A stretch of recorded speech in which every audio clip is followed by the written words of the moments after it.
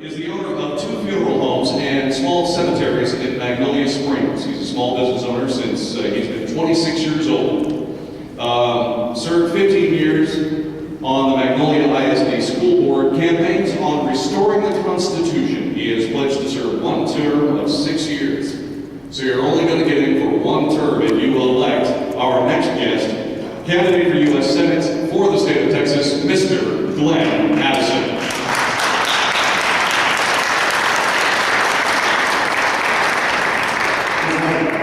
I'm honored to be with you today. As you just heard, I am a small businessman from Magnolia. My wife, Lori, and I have a couple of funeral homes. Magnolia is about 40 miles northwest of here.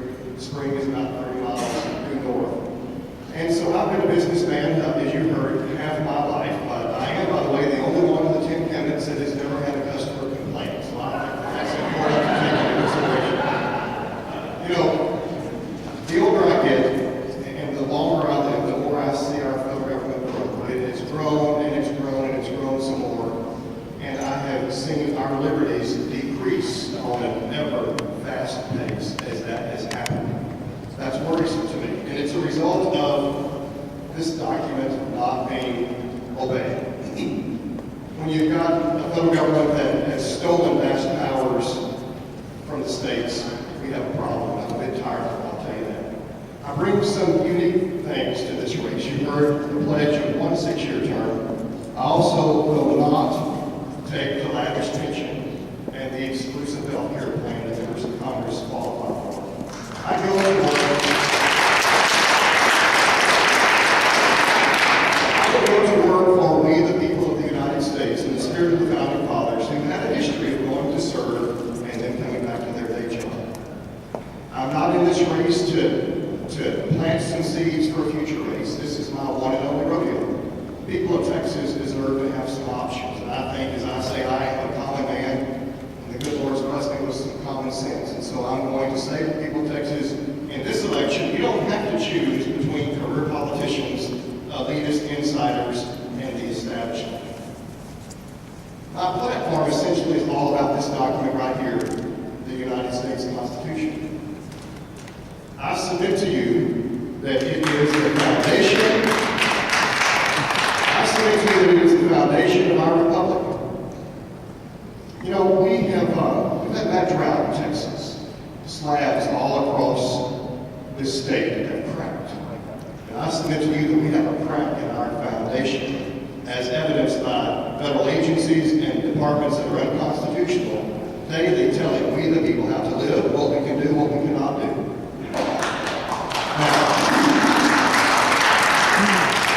I'm going to ask you some questions throughout my 15 minutes. One is, where in Article 1, Section 8, do you find such words as environment, housing, education, energy, occupation, labor, urban development?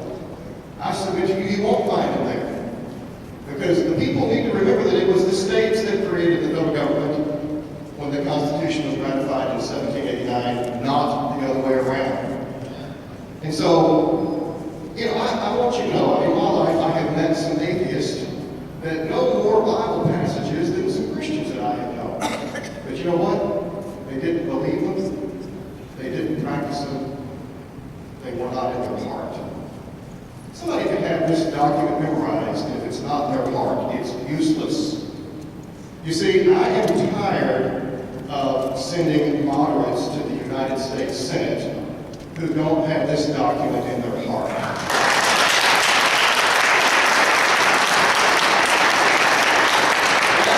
That's compromise and surrender. And I say, how's that working out for us?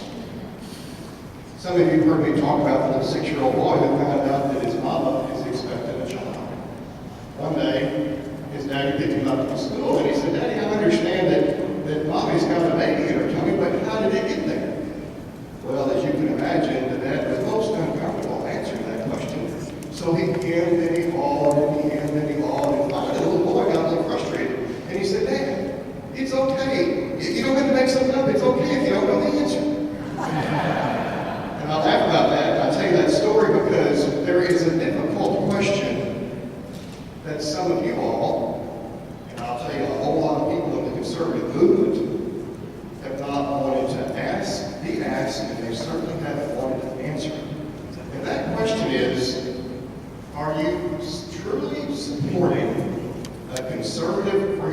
States Senate? Or are you supporting somebody that you think can beat a person you don't like? Or are you supporting somebody who's told you they're conservative, but perhaps they're not? You see, here's the story. I will admit to you that in certain subject matters when I was in school, I was a little bit, shall we say, less than a good student. Poor homework skills, didn't study very well. And I submit to you that that's been happening in this great state of ours among the conservative movement because the media, most of them, not all of them, but most of the media is a bit challenged when it comes to a good work ethic.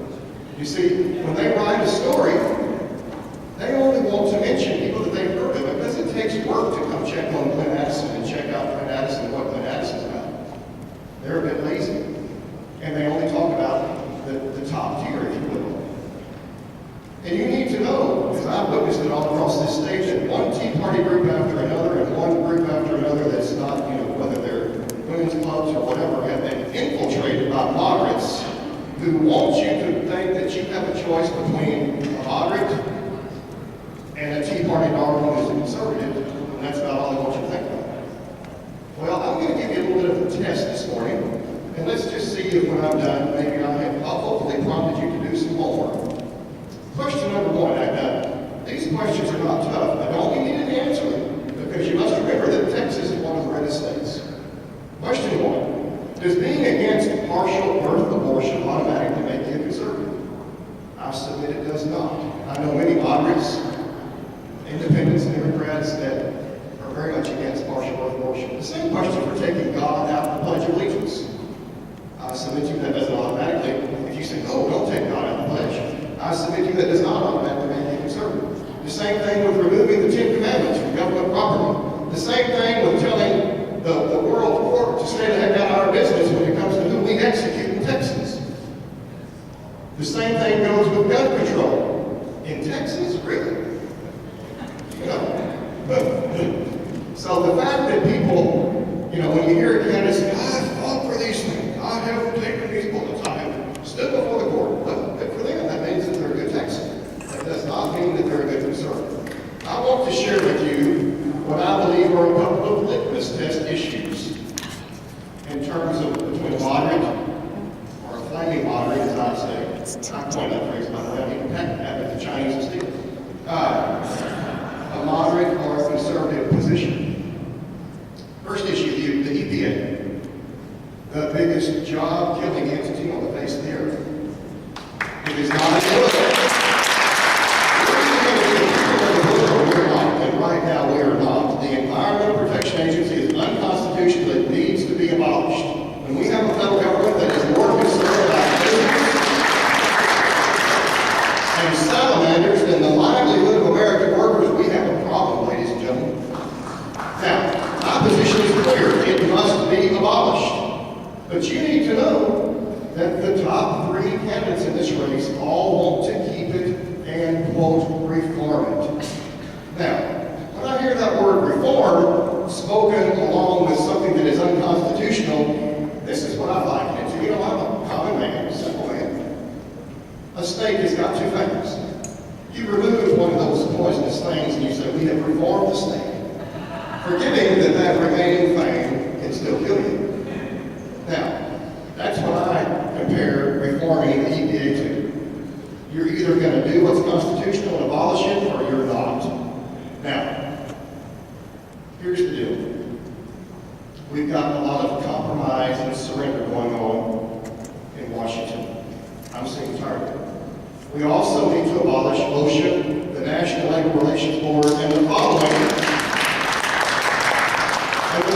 departments: agriculture, commerce, education, energy, housing, urban development, interior, labor, the public roads have been built. We can shut down transportation too. Those agencies and departments I've just ticked off, ladies and gentlemen, you won't find in Article 1, Section 8. Moving on to litmus test number 2, the United Nations. I believe that the United Nations is the biggest anti-American entity on the face of the earth.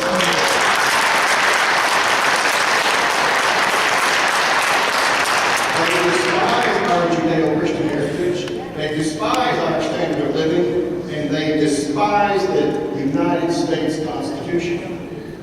They want us to be part of a one world order, and both parties have fallen for it. Sadly, some of the most egregious aspects of their power grab against our sovereignty began in 1992 with the Texas Republic. It's called Agenda 21.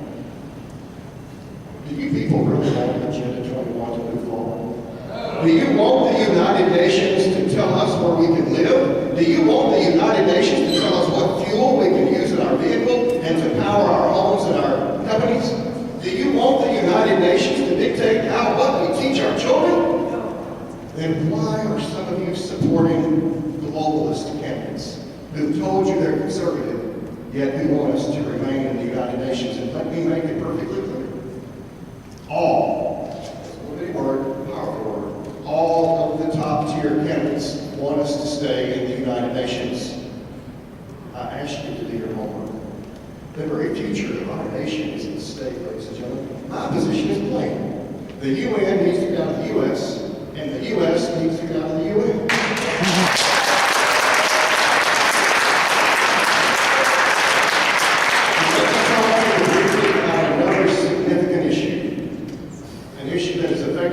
Our economic situation in a major way, in my opinion, and that is China, or as I like to say, communist China. Now, let me be perfectly clear. Communist leaders are evil, thieving tyrants. And I hope that we conservatives have not gotten soft on communism just because we buy a lot of merchandise from communist Chinese. They have stolen millions of our jobs. They have stolen thousands of our patents. They are hacking into the computer systems of corporations all across this land. And right now, we have a bunch of wussy, spineless Republicans in the United States Senate that won't stand up to them. I'm a bit tired of that.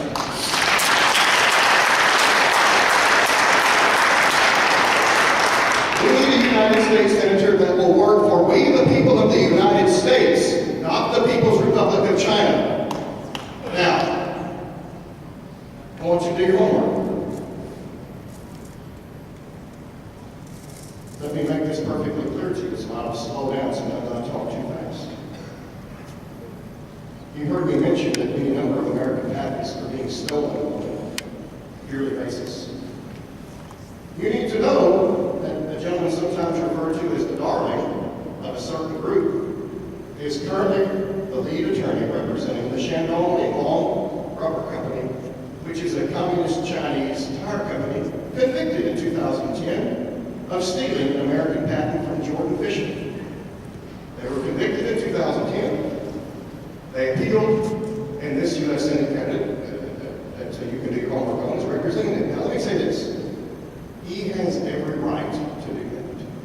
But I submit to you, that doesn't make it right. Now,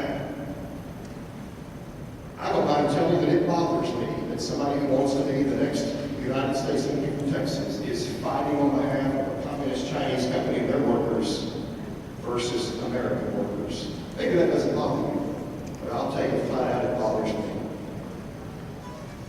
I hope that you've seen that you need to do some more homework. You know, the good news is Preacher Addison is here this morning preaching a gospel of repentance for some of these awful political sins. You still have time to learn the truth and re-educate yourself. Some of these issues are uncomfortable. You know, I've already never mind. Well, thankfully, we have time.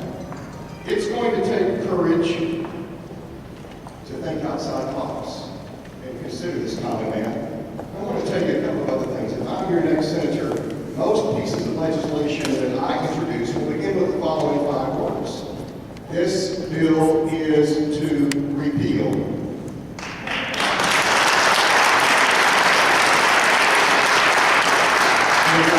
When I wrap things up, I want you to know something else that's important to me.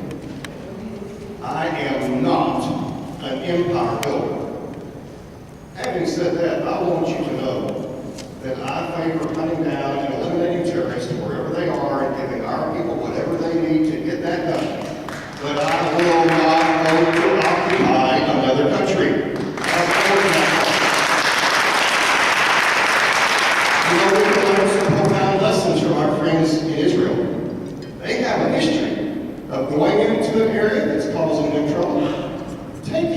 problem out with surgical precision and coming back home.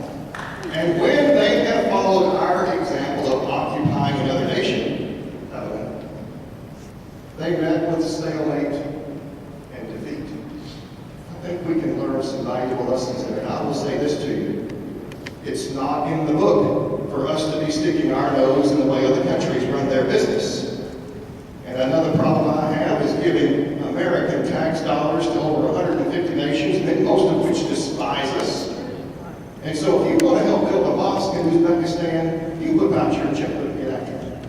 But don't you be asking me as your senator to send American tax dollars for it.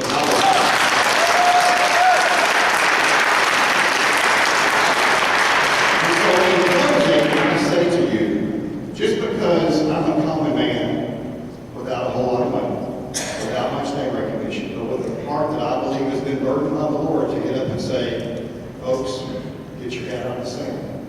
I ask you, in these uncommon times, I beseech you, in these uncommon times, to have the courage to say, I will not continue voting for elitist insiders, career politicians, and establishment folks. I ask you to stand with me. It can be done. It must be done. The very future of our country is at stake, and I would be honored in a profound way to have you support the common man of Addison. Thank you for your time.